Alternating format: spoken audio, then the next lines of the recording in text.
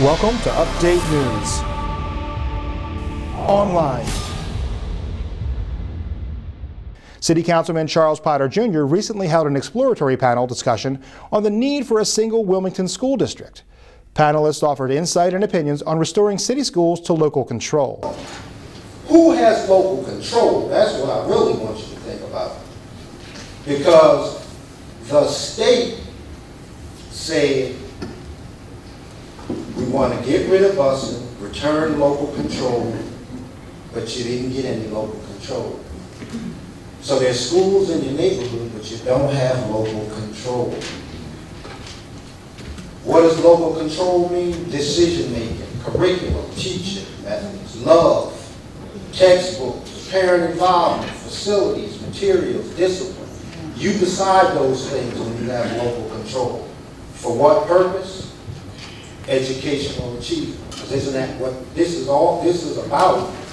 Gaining control so that there's educational achievement. Wilmington has been without a single school district since 1981, when 4 districts were created in Newcastle County. The city has students attending schools in each of these districts, as well as county vocational and technical schools. We know back then that at least our young people graduated at least over 80%. And today, I think we're somewhere around 50-some-odd%. So that tells you right there something's wrong, what's missing. And we all believe it has a lot to do with love, it has a lot to do with parent participation. There's a lot mixed. The reason for this meeting today is to make sure that the public, you the public, play a part in the discussion, because you are stakeholders in this. And you can make a difference. We know we're going to need legislative action, but you can help make this happen. Appearing on WITN's Wilmington in the Middle of It All, Mayor James Baker discussed the possibility of a Wilmington school district with the head of Delaware's Department of Education, Dr. Lillian Lowry. I just think Wilmington should not be in 4 districts, and like Colonial District, for example, has no schools in the city. They just take our kids, and basically it's a taxing issue more so than an educational issue.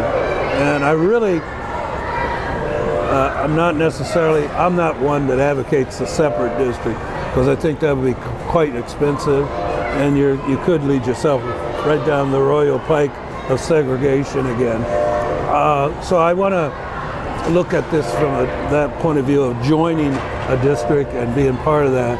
And I know it's complicated, and I know the finances is an issue, and the numbers, because that's how schools are funded by the child. But if we don't look at this differently, I don't know how we get a handle on the dropouts and all the other issues that are affecting city kids. This is Update News.